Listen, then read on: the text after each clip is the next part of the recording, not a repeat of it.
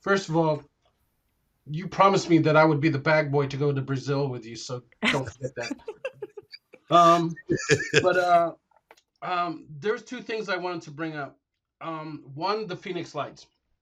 Um, I found it kind of interesting that when all those people saw this thing go over, and all these people had their cameras and whatever, they took all this data.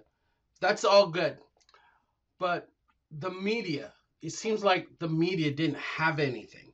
And the way I understand the media to work is that when there is something going on, especially something like this that's took over the whole valley, they would be on the scanners, listening in, whatever.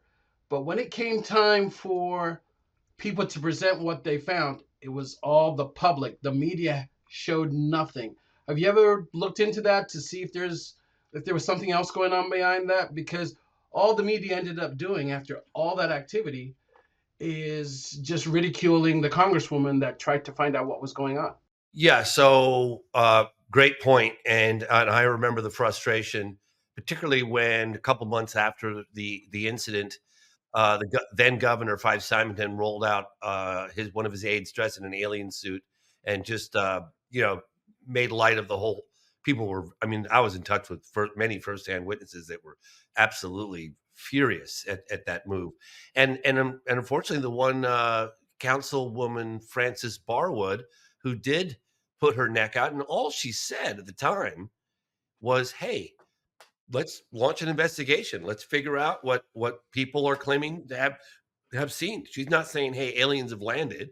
That's all she was asking for, and she was lampooned in the media. They just tore her to bits. It was very, very unfortunate, and I don't think that she felt that Governor Fife Simonton had her back at the time either. I know that I met with Fife Simonton roughly almost 10 years later, and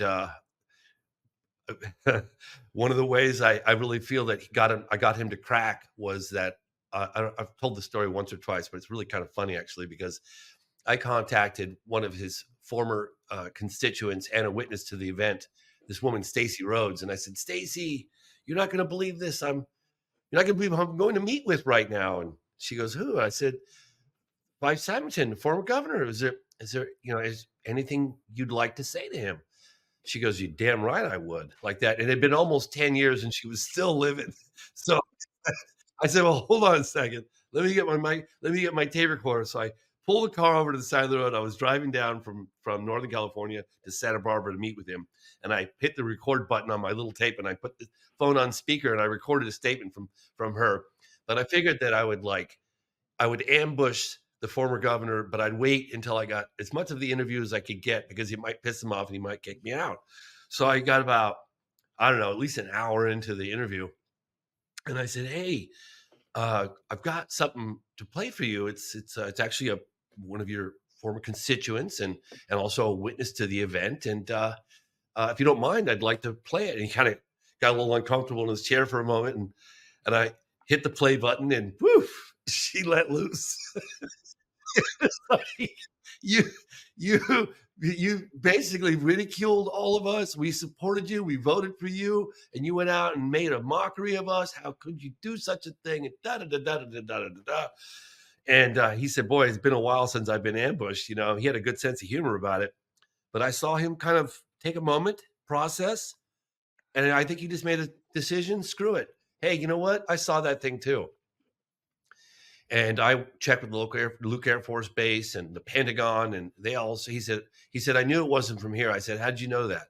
He said, "The sheer volume." Now, this is like very few times in my entire career where I was literally reached down and I pinched myself to feel that I wasn't really dreaming. I know this sounds crazy, but I really did.